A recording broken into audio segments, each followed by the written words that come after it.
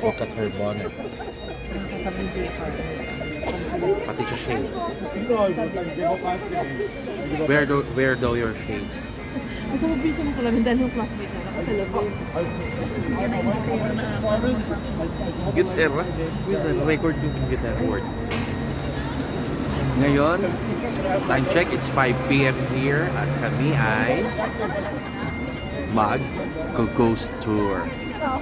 Ito ang aming inatinan. Yan. Underground Vault Tour. With dito ka. There's Kay. So, ang aming tour guide ay nasa na? Ayun. Is there anyone here for the Underground Vaults tour who I've not checked in yet? That's grand because it's 5 o'clock as well. Kung For hindi, everybody. siya ang aming tour guide. Ang name niya ay Ali. Ali is her name. It's funny actually, I don't know if you heard me. You seem to sound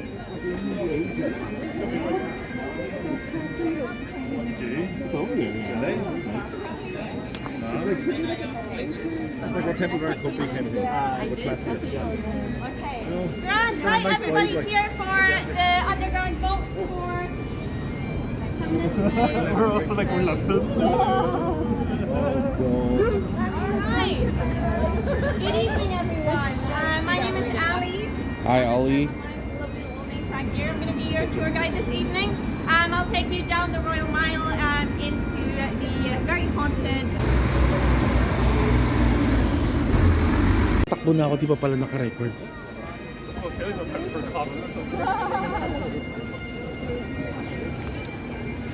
Of Edinburgh's Old Town. St Giles Cathedral is nearly 900 years old, so it is a really old city. The place in front here, that is where Tolbooth Prison used to stand. Tolbooth was the very first prison that there's any records of here in Edinburgh. You can see this little cobblestone mosaic on the ground over there. It's shaped like a heart.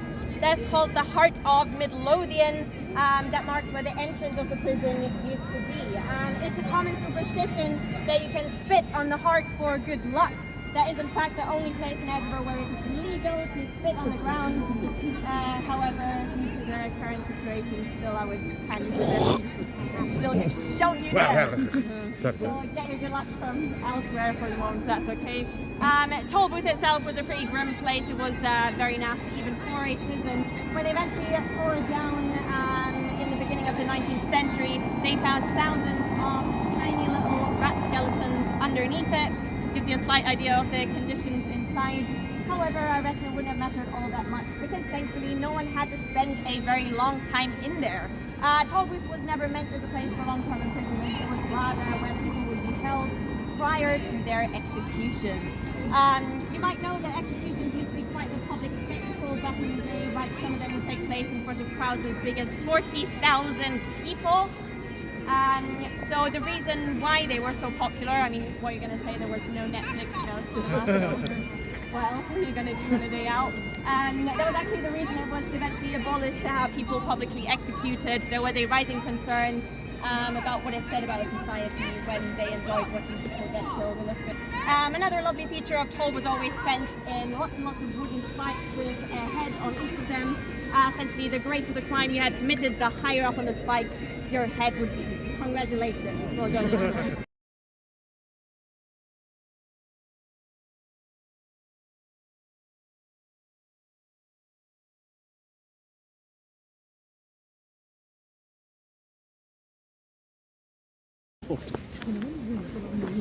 Hey everybody, come this way. Right, can I have a volunteer? Yeah? Yeah? Oh, that's grand. Hi, what's your name? John. John. Yes. Oh, like, really, John? Yes. Do I get a signal feeling? I hope not. We'll see. It's not happened so far. Well, congratulations, John. You know, get to leave the tour with a little souvenir. There's a teeny tiny part of the soul of another John, John Knox. upon whose remains you're just standing. Wow. Nice. Grand. So, John, do you usually on holiday, do you seek out other John's graves to kind of stand on top of them? Not usually. That's very, you do seem like a decent person. Usually I would of course say it's not very good behaviour to stand on top of people's graves.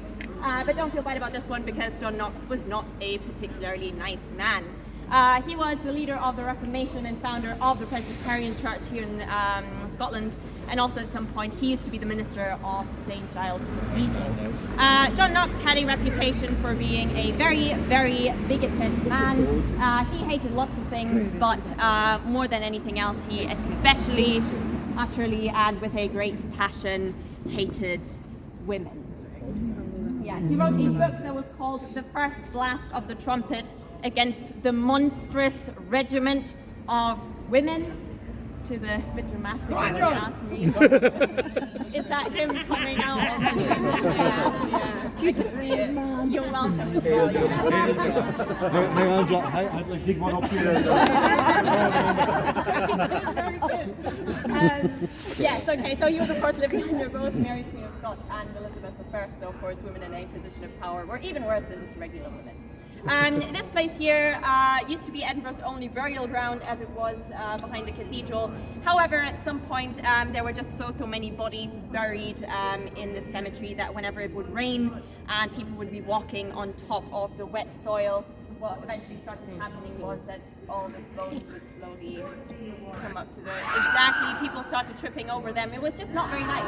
So that's why everything was eventually dug up and moved to Greyfriars Kirkyard. Everyone was moved except for John Knox. Why do you think that might be? John Crater. He deserved to be under a car park. Yeah, I mean, it goes into the right direction, right? He was so hated and feared during his lifetime, they could literally not find a single person who was willing to touch the grave in order to remove his body. Because they were all terrified if they did that, they would forever be haunted by John Knox's horrible ghost. Which you other John now are. Yeah, so your mite here became part The ghost of of feminism everywhere. Yeah, rumour has it whenever First Minister Nicola Sturgeon comes here, she'll park on parking space.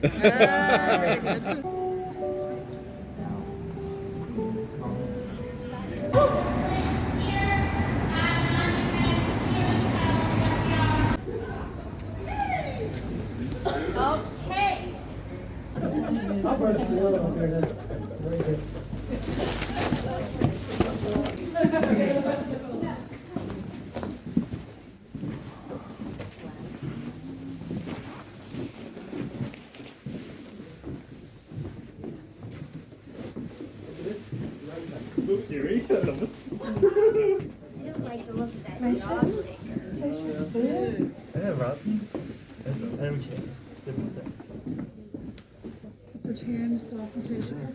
Oh. Okay, guys. This is very Lovely torture devices. Do you? I don't know if I honestly know. Thanks for sharing anyway. What's the safe word? Yes.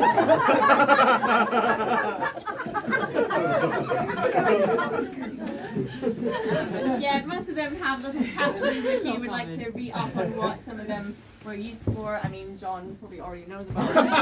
John can tell you all that. Can do a little tour for you. Yes, some of them are also quite self-explanatory.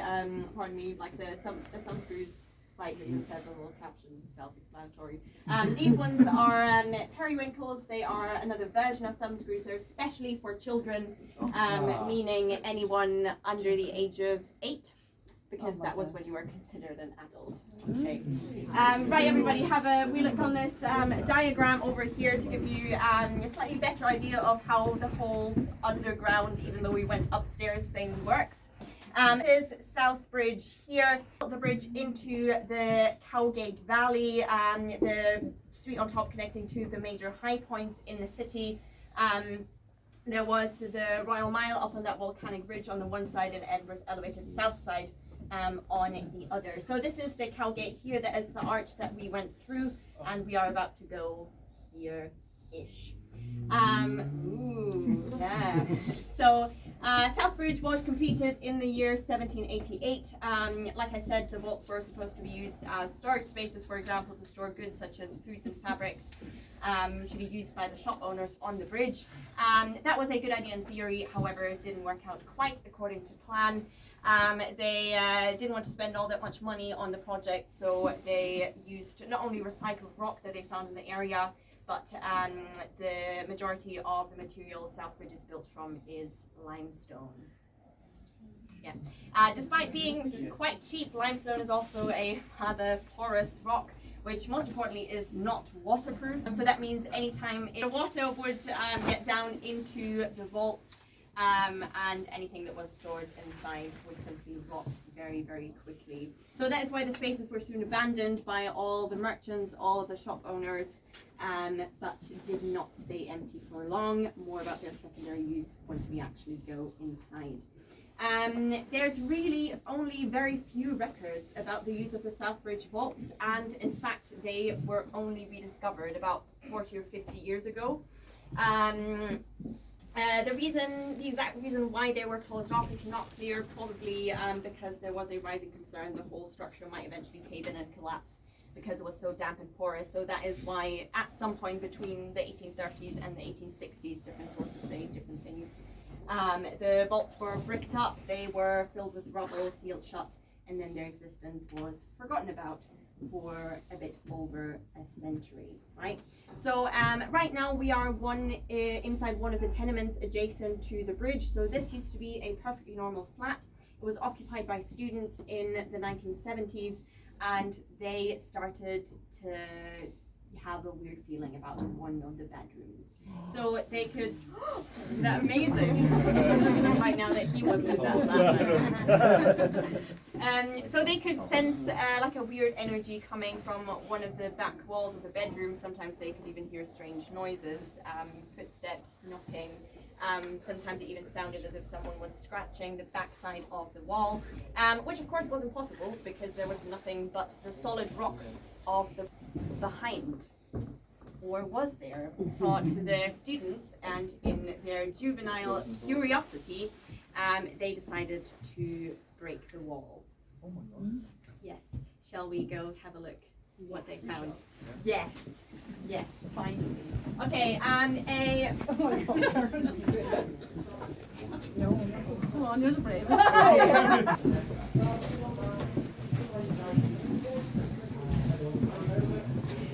Yung amoy na yun, para sa Mary.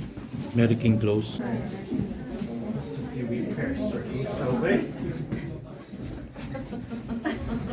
come through.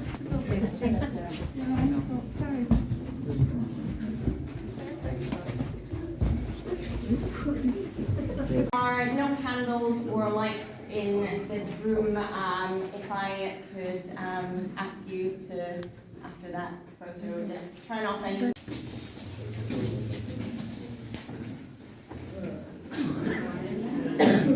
So this was the vault that the Coven originally chose to be their temple. They set it up, the Wiccan temple seemed to be set up in a very, very specific way. They chose rocks from the space around that had, as they felt, a certain energy that was right. They built this pagan stone circle on the ground. It's supposed to provide a safe space and also plays an integral part in some of their rituals. So it went fine at first, but pretty quickly after they started a base, strange things started happening. They started to feel quite unwelcome in this room. Sometimes things would move around, the furniture would be moved when they came in. There would be rips or tears in the curtains. They could feel cold spots in certain areas of the room. The candle wax would sometimes melt and mold into strange shapes. Sometimes some of the members of the Coven would even have very fine scratches across their backs after having spent time in this room. So their Grandmaster, George Cameron, decided to come in and cleanse the space. One night he came down here on his own, He sat down in the center of the circle, surrounded by all his salts and crystals and incense. He lit a candle, started his ritual. Even though he said it was quite exhausting, it did go quite well for a while. However, at around 3 o'clock in the morning, something changed. His candle just suddenly went out and he felt the energy in the room change. He then started to hear a noise, like a scratching noise that sounded like it was surrounding the stone circle. He called whoever was there to show themselves, but nothing happened other than the noise growing louder, and it seemed to go around the circle faster and faster. Suddenly he heard a really loud bang from the top left corner of the room as the stone cracked all across the ceiling. A smell of sulfur, which is of course often associated with hell or the devil, filled the room. He wouldn't go into much further detail about what happened after that particular night. He said he had encountered something of a deep evil and demonic nature. He, like I said, demanded the room to be bricked up so that people would not be put, as he said, into unnecessary danger. As my boss refused to brick up the room, he said then at least people need to stay out of that stone circle, as now instead of being a safe space, this is where the evil in this room was contained. It was contained inside the stone circle and could not go out. But that is why he asked people not to step in. Of course, over the years, people have stepped into the circle and sort of what tends to tell someone not to do something, right? It becomes all the more extreme suddenly. Honestly, most people have been absolutely fine, but every once in a while something weird will happen. People have experienced temperature changes inside the circle, dizziness, nausea, some have even fainted. If you want to try, be my guest. I personally have not been in it. I feel like don't need to chance anything.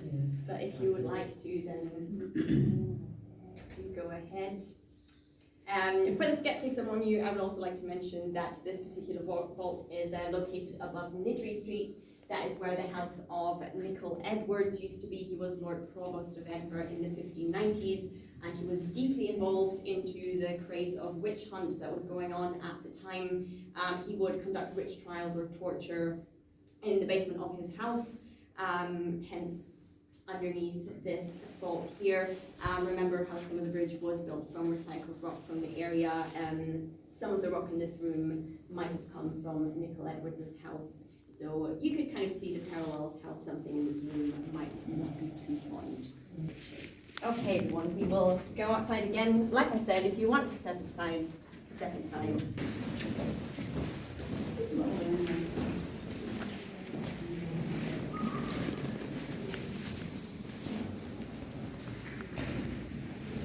Down here in the vaults, because of course, unlike the wooden houses, stone cannot catch on fire, right?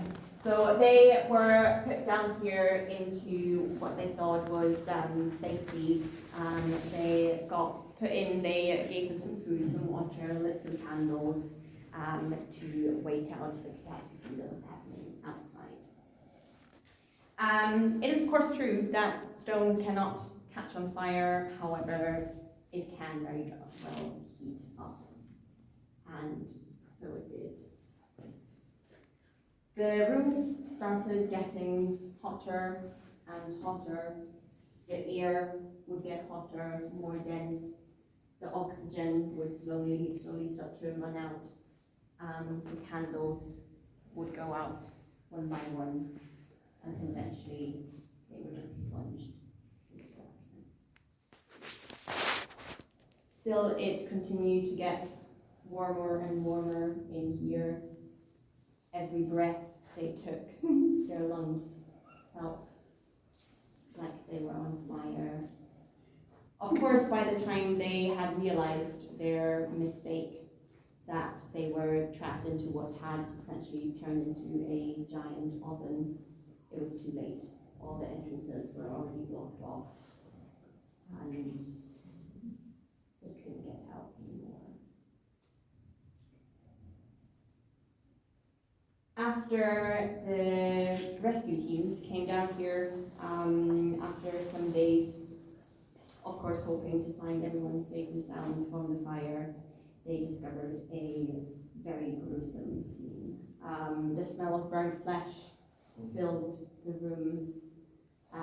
They tried to pick up the bodies. One man took the feet, one took the arms, but as they lifted it, the flesh would just come off the body.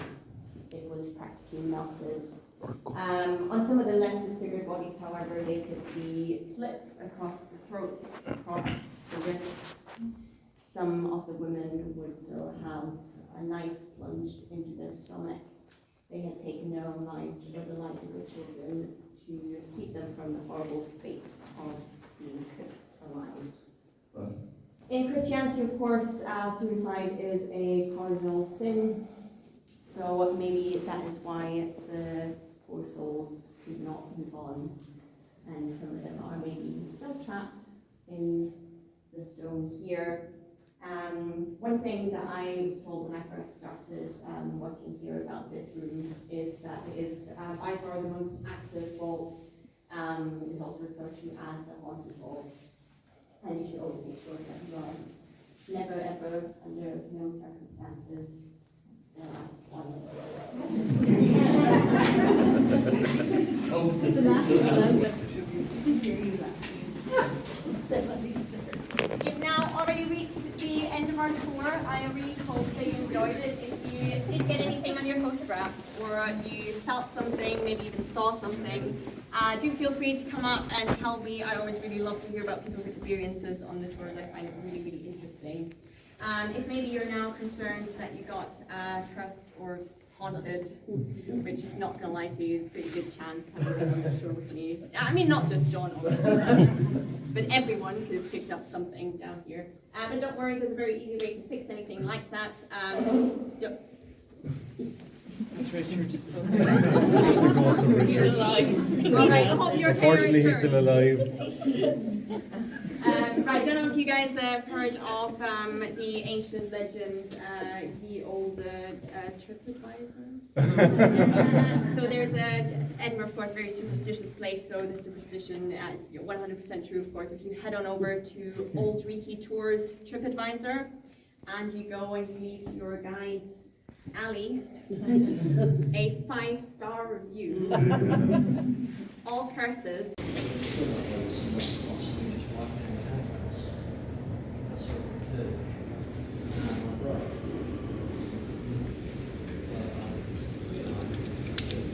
So